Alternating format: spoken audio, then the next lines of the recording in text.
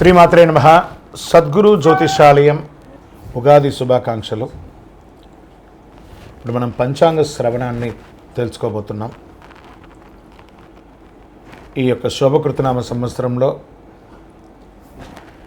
చూస్తున్నటువంటి ప్రేక్షక మిత్రులే కాకుండా ఆసేతు హిమాచలం ప్రపంచ దేశాల్లో ఉన్న ప్రతి ఒక్కరు కూడా ఆయురారోగ్య ఐశ్వర్య భోగభాగ్యాలతో ఉండాలని అఖిలాండ కోటి బ్రహ్మాండ నాయకుడు శ్రీ ధర్మశాస్త్ర అయ్యప్ప స్వామి వారిని ప్రార్థిస్తూ ముందుగా ఒక ప్రార్థనతో ఈ యొక్క పంచాంగ శ్రవణాన్ని మనం చేసుకుంటాం. ప్రతి ఒక్కరు కూడా మీ యొక్క తల్లిదండ్రులని స్మరించుకోండి, మీ ఇష్టదేవాన్ని ప్రార్థన చేసుకోండి. శుక్లాంబరధరం విష్ణుం శశివర్ణం చతుర్భుజం ప్రసన్నవదనం ధ్యాయే సర్వవిఘ్నోపశాంతయే. గురుర్బ్రహ్మ గురుర్విష్ణు గురుర్దేవో మహేశ్వరః గురు సాక్షాత్ పరబ్రహ్మ తస్మై శ్రీ గురవే నమః. గురవే సర్వలోకానాం విజయవరోగిణాం నిదయే సర్వవిద్యానాం దక్షిణామూర్తయే నమః. సదాశివసమారంభం శంకరాచార్యమధ్యమాం అస్మదాచార్యపర్యంతం వందే గురుపరంపరాం. జగద్గురువులందరికీ కూడా నమస్కరిస్తూ ఈ యొక్క విశ్వావసునామ సంవత్సరంలో అందరికీ ఎలా ఉండబోతుంది, ఈ యొక్క విశ్వావసునామ సంవత్సరంలో జరగబోయే ఫలితాలన్నీ ఎలా ఉంటాయి, ఎవరు రాజు ఎవరు మంత్రి, అవన్నీ కూడా మనం తెలుసుకొని సముద్ర జలాల్లో పడుతున్న వర్షాలు ఎలా ఉంటుంది, పర్వతం మీద పడుతున్నటువంటి వర్షాలు ఎలా ఉంటుంది, మూడాలు కత్తెర ఇవన్నీ కూడా తెలుసుకోబోతున్నాం. మకర సంక్రమణం గురించి కూడా తెలుసుకోబోతున్నాం. శివాయ గురవే నమః. శ్రీ గురుభ్యో నమః. సదాశివసమారంభాం శంకరాచార్యమధ్యమాం అస్మదాచార్యపర్యంతం వందే గురుపరంపరాం. ఈ యొక్క పంచాంగ శ్రవణం వల్ల వచ్చే ఫలితాన్ని కూడా మనం చెప్తున్నాం. శ్రీ కళ్యాణ గుణావహం రిపుహరం దుస్వప్న దోషాపహం గంగా స్నాన విశేష పుణ్యబలదం గోదానతుల్యం నృణాం ఆయుర్వృద్ధిత్తమం శుభకరం సంతాన సముత్ప్రదం నానాకర్మ సుసాధనం సముచితం పంచాంగమాకర్ణీరాం. దీని యొక్క అద్భుతమైనటువంటి ఏ విధమైనటువంటి దోషం ఉన్నా అందరూ కూడా ఆయురారోగ్య ఐశ్వర్యాలతో ఉండాలని ఈ యొక్క పంచాంగ శ్రవణాన్ని మనం చేయబోతున్నాం. ఈ సంవత్సరం రాజుగా రవి ఉంటున్నారు. సేనార్ఘ్య మేఘాధిపత్యులుగా కూడా రవికి లభించింది. మంత్రి చంద్రుడుగా ఉంటున్నాడు. సస్యాధిపతి గురువు, ధాన్యాధిపతి కుజుడు, రసాధిపతి శని, నీరసాధిపతి బుధుడు, నవనాయకుల్లో 6 పాపులు, 3 శుభులగుటచే దేశమున కాస్త అశాంతి, అలజడులు, రాజకీయ ఆందోళన, ప్రకృతి ఉత్పాదనలు కలిగే అవకాశాలు మెరుగ్గా కనబడుతున్నాయి. అయినను పురోహితాది ఉపనాయకులతో శుభులు ఎక్కువగా ఉండడం వల్ల అశ్వదాధిపత్యమగు మొదలగు పాపులతో సమానంగా శుభులు ఆధిపత్యం వహించడం వల్ల మళ్ళీ తిరిగి చక్కబడుతుందని కూడా ఉంది. మొత్తం మీద కొన్ని ఇబ్బందులు, దేశము సుభిక్షంగానే ఉంటుంది. సస్యాధిపతి గురువు, ధాన్యాధిపతి కుజుడు, ఆయన పచ్చని ధాన్యములు, ఎరుపు భూములు చక్కగా ఫలిస్తుందని కూడా చెప్పడం జరుగుతుంది. నల్లరేగిడి మట్టి కూడా పెరుగుతుందని చెప్తారు. అర్ధప్రవేశం పగలు కలుగుట అంత మంచిది కాదు. కాబట్టి లగ్నం నందు గురువు చంద్రుని వీక్షించడం వలన ఉభయ తెలుగు రాష్ట్రాల్లో ఎక్కువగా శుభములు సుభిక్షములు చెప్పదగినగా చెప్పబడుతుంది. వర్ష జలలగ్నం నుంచిగా దేశమున పరిస్థితి శుభాశుభం మిశ్రమంగా ఉంటుంది. 2 లగ్నములకు సప్తమున పాపగ్రహం ఉండడం చేత కొన్ని తావులు దుర్భిక్షం, పంటలు హానిಗಳು జరిగే అవకాశాలున్నాయి. చైత్ర భాద్రపద పుష్యమాసాల్లో క్లిష్టంగాను, వైశాఖ శ్రవణ ఆశ్వేజ మాఘమాసంలో మధ్యమంగాను, జ్యేష్ఠ ఆషాఢ కర్తరి మార్గశిర మాస పాల్గొనంలో ఉత్తమంగా ఉంటుందని కూడా చెప్పడం జరుగుతుంది. ఈ సంవత్సరం చైత్రమున సమశీతోష్ణ స్థితి కలిగి ఉత్తరార్థమున స్వల్పముగా తొలకరిస్తుంది.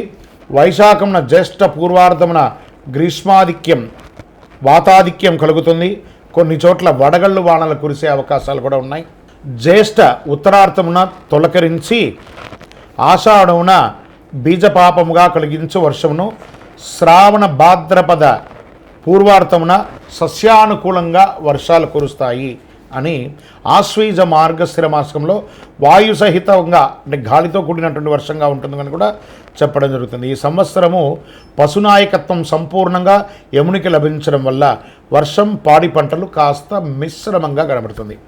అయితే ప్రత్యబ్ధ యోగం పంచకంలో అధికంగా ఉండడం వల్ల ఇబ్బంది ఏం లేదు అని చెప్పడం జరుగుతుంది.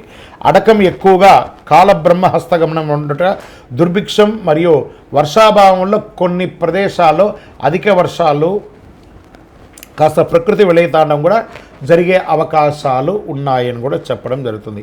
అధికంగా బాగున్న చాలా వరకు సుభిక్షంగానే ఉంటుందని కూడా చెప్పడం జరుగుతుంది. శుభాశుభ ఫలితాలు జ్యేష్ఠ శుక్ల త్రయోదశి ప్రభుతి ఆషాఢ పూర్ణిమ పర్యంతం ప్రాగస్థమిత గౌరుమాఢ్యం అని కూడా చెప్పడం జరుగుతుంది.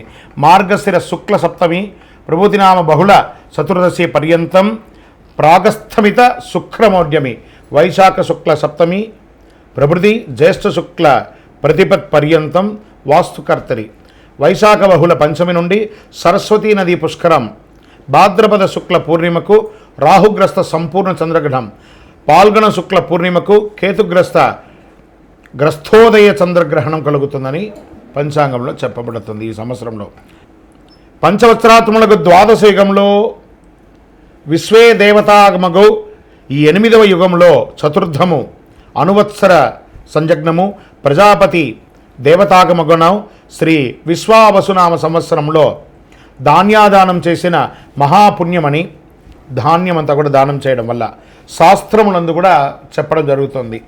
ఈ సంవత్సరం 8 వీసముల పంట 2 తూముల వర్షము 3 తూముల వాయు కలిగి ప్రజలు సర్వ సౌభాగ్యములు కలుగుతున్నారని జగద్గురువుల యొక్క హితబోధండి. ఇది స్వస్తి విశ్వావసునామ సంవత్సరం సుస్థితిగత సౌరబ్ధంగా 1-9-5-5-8-8-5-1-2-6 గాను కళ్యాది గతాబ్దిగా 5-1-2-6 సంవత్సరంగాను శంకరాచార్యుల సంవత్సరంగా 1236 నుంచి 1237 సంవత్సరం అని చెప్పవచ్చు.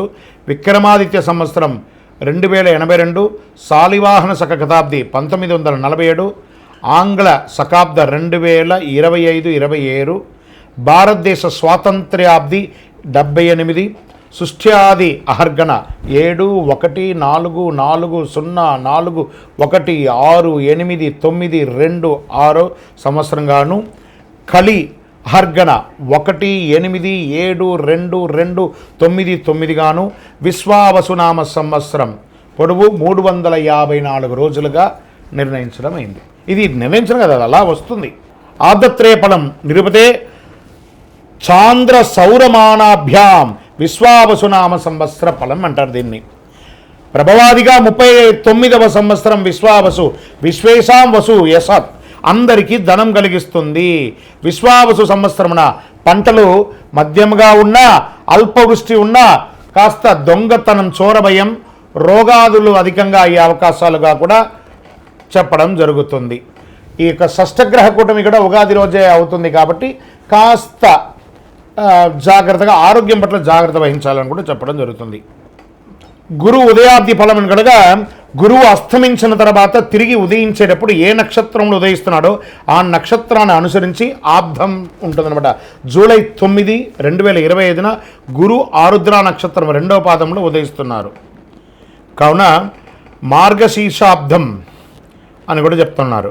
మార్గశీర్షాబ్దమున మిడతలు పక్షులు ఎలుకలు మృగములు మొదలగు వాటి వల్ల సస్యములు నశింపజేసే అవకాశాలు ఎక్కువ ఉన్నాయి, తక్కువ పడతాయి, రోగపీడితం అధికం అవుతుందని కూడా చెప్పడం జరుగుతుంది. విశ్వావసునామ సంవత్సరంలో రాజాది నవనాయకుల్ని విడివిడిగా మనం ఇప్పుడు తెలుసుకుంటాం. చైత్రశుద్ధ పాడ్యమి వారాధిపతి రాజు రవి. రవి మేష సంక్రమణం వారాధిపతి మంత్రి చంద్రుడు. రవి సింహ సంక్రమణ వారాధిపతిగా సేనాధిపతి రవి. రవి కర్కాటక సంక్రమణ వారాధిపతిగా సస్యాధిపతి గురు. రవి ధనుష్ సంక్రమణ వారాధిపతిగా ధాన్యాధిపతిగా కుజుడు. రవి మిథున సంక్రమణ వారాధిపతిగా అర్ఘాధిపతిగా రవి. రవి ఆరుద్ర నక్షత్ర ప్రవేశ వారాధిపతిగా మేఘాధిపతి రవి. రవి తులా సంక్రమణ వారాధిపతిగా రసాధిపతిగా ఉన్నటువంటి వారు శని. రవి మకర సంక్రమణ వారాధిపతిగా నీరసాధిపతిగా బుధుడు ఉన్నాడు. రవి రాజుగా ఉండడం వల్ల పరస్పర వైరములు కలుగుతాయి. మేఘాలు సమవృష్టి కలిగి ఉంటాయి. ప్రజలకు రాజుల వల్ల, శస్త్రముల వల్ల, చోరాగ్ని వల్ల చిన్న చిన్న ఇబ్బందులు వచ్చే అవకాశాలు ఉంటాయి, జాగ్రత్త పడండి అని పంచాంగం చెప్తుంది. ఇదంతా కూడాను వ్యక్తిగా సృష్టించింది కాదండి. సరే, రాజు గురించి చెప్పాము, మంత్రి గురించి ఇప్పుడు తెలుసుకున్నాం. చంద్రుడు మంత్రిగా ఉన్నప్పుడు సృష్టి ఉంటుంది, సమస్త సస్యములు ఫలవంతంగా ఉంటుంది, క్షేమము ఆరోగ్యం సుభిక్షంగా ఉంటుందని కూడా చెప్పడం జరుగుతుంది. సూర్యస్థ సేనాధిపతిగా ఎలా ఉంటుంది?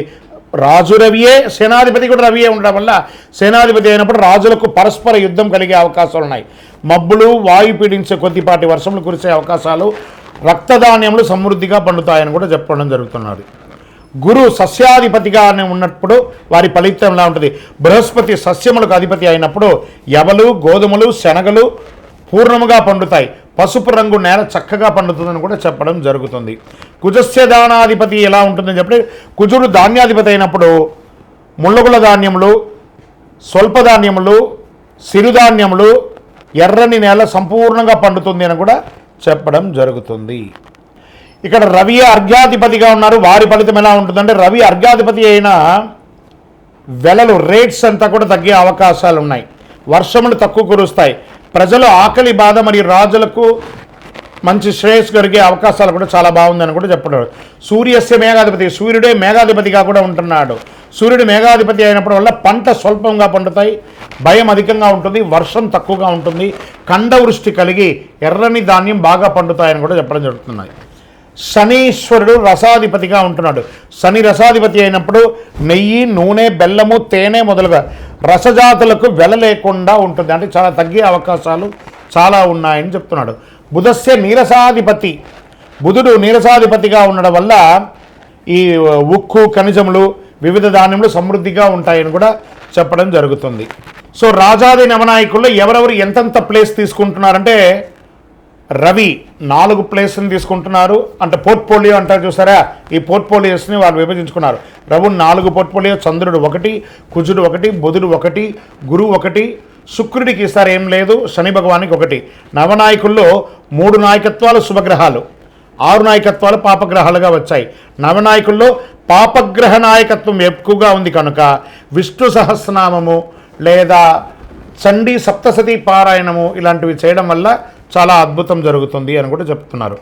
ఇందులో ఉపనాయకులు ఎవరు? ఇప్పుడు దీంట్లో ఎలా ఉంటారంటే, ఒక చక్రవర్తి ఉంటారు, వారికి సామంతరాజు ఉంటారు కదా, అలా ఉపనాయకులుగా ఉన్నవారు ఎలా అంటే, మేషశంకరం వారాధిపతి, సర్వదేశోధ్యాధిపతిగా అశ్వాధిపతిగా చంద్రుడు, వృషభ సంక్రమణ వారాధిపతిగా పురోహితుడుగా గజపతి, అడవిపతి గురువుగా ఉంటున్నాడు.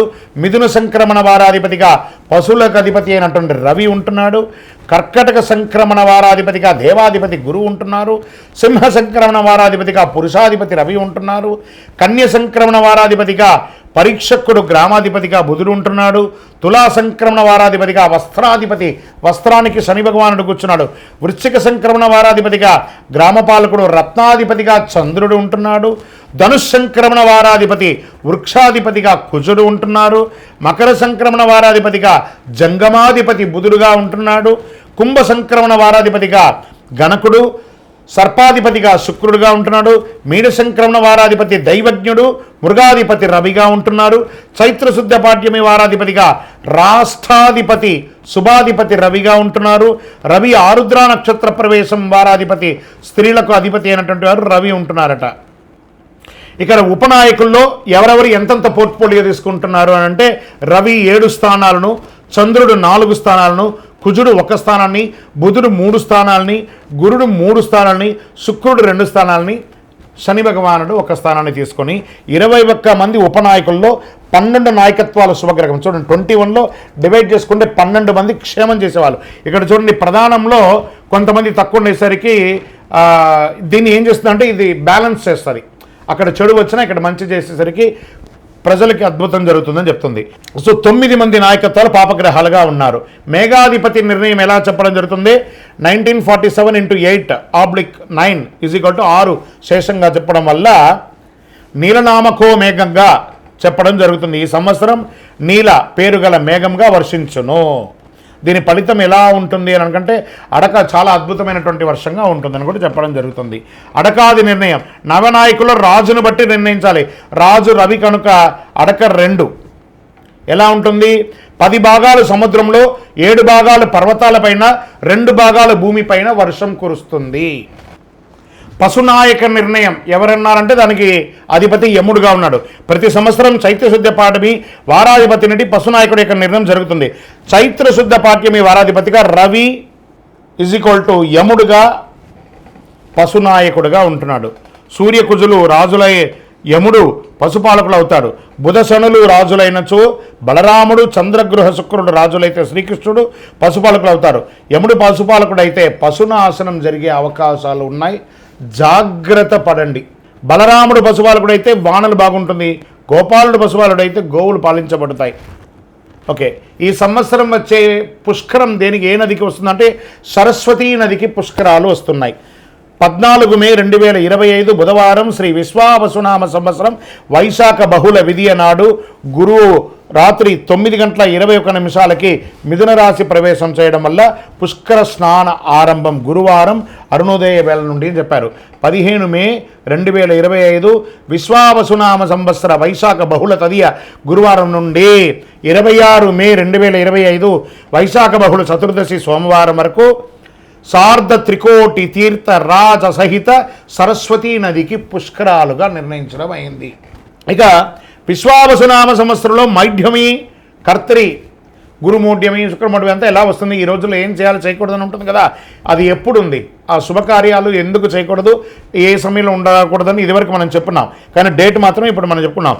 శ్రీ గురుమౌఢ్యమి జూన్ 9, 2025 నుండి జూలై 9, 2025 వరకు శ్రీ విశ్వావసునామ సంవత్సర జ్యేష్ఠ శుద్ధ త్రయోదశి సోమవారం నుండి ఆషాఢ శుద్ధ చతుర్దశి బుధవారం వరకు గురుమౌఢ్యమి ఉంటుంది. శుక్రమౌఢ్యమి నవంబర్ 26, 2025 నుండి ఫిబ్రవరి 17, 2020 వరకు శ్రీ విశ్వావసునామ సంవత్సర మార్గశిర శుద్ధ షష్ఠి బుధవారం నుండి మాఘ బహుళ అమావాస్య మంగళవారం వరకు శుక్రమౌఢ్యమి. ఆల్మోస్ట్ ఆల్ ఒక 3 నెలలు ముహూర్తాలు ఉండవు, నవంబర్ నుండి మొదలు పెడితే ఫిబ్రవరి వరకు. కాబట్టి వివాహం, గృహప్రవేశం అవన్నీ చేసుకోవాలనుకున్న వాళ్ళు మంచి సమయం చూసుకొని ఇవన్నీ చేసేసుకోండి. సరే, వాస్తుకర్తరి ఎప్పుడు వస్తుంది? వాస్తుకర్తరి ప్రారంభం రవి భరణి 3వ ప్రవేశం మే 4, 2025. వాస్తుకర్తరి పరిసమాప్తం రవి రోహిణి 2వ ప్రవేశం మే 28, 2025. శ్రీ విశ్వావసునామ సంవత్సర వైశాఖ శుద్ధ సప్తమి నుండి జ్యేష్ఠ శుద్ధ పాఠ్యమి వరకు వాస్తుకర్తరి ఉంటుంది. ఈ సమయాల్లో ఏ విధమైనటువంటి శుభకార్యాలు చేయకూడదు అని అంటారు. రవి ఆరుద్ర నక్షత్రం ప్రవేశం ఎలా ఉంటుందంటే జూన్ 22, 2025 రవి ఆరుద్ర 1 మధ్యాహ్నం 2:10 రవి ఆరుద్ర నక్షత్ర ప్రవేశం. విశ్వావసునామ సంవత్సర జ్యేష్ఠ శుద్ధ బహుళ ద్వాదశి నాడు రవి ఆరుద్ర నక్షత్ర ప్రవేశం చేస్తుంది. తిథి బహుళ ద్వాదశి ఉత్తమం, వారం ఆదివారం పశుపక్షం, నక్షత్రం భరణి దానివల్ల అశుభం, యోగ సుకర్మం సువృష్టి, కరణం బాల్వ సువిక్షం, లగ్నం తుల వృష్టి, పగలు రాత్రి ఫలం పగలు, సస్యనాశనం. పై 7 అంశాల్లో 4 అంశాలు అనుకూలంగా ఉండడం వల్ల రవి ఆరుద్ర నక్షత్ర ఫలితాలు ఈ సంవత్సరం శుభప్రదంగా వర్షాలు కురుస్తాయని చెప్పడం జరుగుతుంది. గ్రహణాలు ఈ సంవత్సరంలో ఎప్పుడుంది? సంపూర్ణ చంద్రగ్రహణం సెప్టెంబర్ 7, 2025 రాత్రి 11:41 భాద్రపద శుద్ధ పౌర్ణమి ఆదివారం పూర్వభాద్ర నక్షత్ర కుంభరాశిలో సంపూర్ణ చంద్రగ్రహణం ఉందని చెప్పబడుతుంది. చంద్రగ్రహణం మొదలు రాత్రి 9:55 సంపూర్ణ గ్రహ ప్రారంభం రాత్రి 10:55 గ్రహణ మధ్యకాలం రాత్రి 11:41 సంపూర్ణ గ్రహణ అత్యంత కాలం రాత్రి 12:24 చంద్రగ్రహణ సమాప్తి 1:26 అని చెప్పడం జరుగుతుంది. గ్రహణ గోచార ధనుసు, కన్యా, వృషభ, మేషరాశులకు శుభం, మకర, తుల, సింహ, మిథున రాశులకి మధ్యమం, కుంభ, వృశ్చిక, కర్కాటక రాశి వారికి అశుభంగా ఉంటుంది, జాగ్రత్త పడండి. తర్వాత సంపూర్ణ చంద్రగ్రహణం లాగే పాక్షిక చంద్రగ్రహణం కూడా ఉంది. మార్చి 3, 2026 సాయంత్రం 5:03 నుండి సాయంత్రం 6:22 వరకు విడుపు అవుతుందని కూడా చెప్తుంది. పాల్గొన శుద్ధ పౌర్ణమి మంగళవారం పుబ్బా నక్షత్రంలో సింహరాశిలో పాక్షిక చంద్రగ్రహణం ప్రారంభం మధ్యాహ్నం 3 గంటల 20 నిమిషాలకి, గ్రహ మధ్యకాలం సాయంత్రం 6 గంటల 3 నిమిషాలకి, చంద్రోదయం సాయంత్రం 6 గంటల 22 నిమిషాలకి, పాక్షిక గ్రహణ అంత్యకాలం సాయంత్రం 6 గంటల 47 నిమిషాలకి. ఈ గ్రహణం అధిక శాతం పగటి కాలంలో పడుతుంది. చంద్రోదయం అయిన తర్వాతనే పాక్షిక గ్రహణం అంత్యకాలం కనబడడం అవకాశం ఉంది. పగటి కాలంలో వచ్చే చంద్రగ్రహణం ప్రాముఖ్యత తక్కువ. గ్రహణ గోచారం మిథున, మీన, వృశ్చిక, తులారాశులకి శుభం. కర్కాటక, మేష, కుంభ, ధనుసు రాశిలకి మధ్యఫలం. సింహ, వృషభ, మకర, కన్యా రాశులకి అశుభంగా చెప్పడం జరుగుతుంది. గ్రహణ దోషం ఉన్నవారు చంద్రగ్రహణం నందు వెండి నాగ పడగ కానీ లేదా చక్కగా ఒక బ్రాహ్మణులకి ఒక సాహిత్యం కానీ ఇచ్చి నమస్కారం చేసుకొని ప్రాయచిత్తం చేసుకోవచ్చు అని కూడా చెప్పడం జరుగుతుంది. శ్రీ విశ్వావసునామ సంవత్సరం సంక్రాంతి పురుష లక్షణం అని కూడా చెప్పచ్చు. జనవరి 14, 2026 బుధవారం నాడు రవి ఉత్తరాషాఢ 2 రాత్రి 8 గంటల 12 నిమిషాలకు మకర సంక్రమణం చేపడుతుంది. జనవరి 14, 2020 నాటి పంచాంగంలో బుధవారం పుష్యమి నక్షత్రం, బహుళ ఏకాదశి సాయంత్రం 5 గంటల 5 నిమిషాలకి, అనురాధ రాత్రి 2 గంటల 39 నిమిషాలు, గంట రాత్రి 8 గంటల 3, భలవ సాయంత్రం 5 గంటల 5, కౌలవ తెల్లవారుజామున ఉదయం 6 గంటల 10 నిమిషాలకి, పక్షం బహుళ, దేశ సుభిక్ష క్షేమారోగ్యం కలిగి అద్భుతంగా ఉంటుంది. తిథి ద్వాదశి సుఖము. వారం బుధవారం కావున సంక్రాంతి పురుషుడు మందాకిని నామం కలిగి ఉండడం, రాజులకు ఉపద్రవాలు కలిగే అవకాశాలున్నాయి. కుంకుమ స్నానం చే శుభం కలుగుతుంది. చిత్రవస్త్రములు, శంఖచంద్రములు ధరలు కలిగే అవకాశాలున్నాయి. కరణం కౌలవకరణం కనుక పసుపు వస్త్రధారణ వల్ల, యుద్ధజన కాలంలో కుంకుమ గంధ లేపనం వల్ల ఆకలి ఎక్కువ అవుతుంది.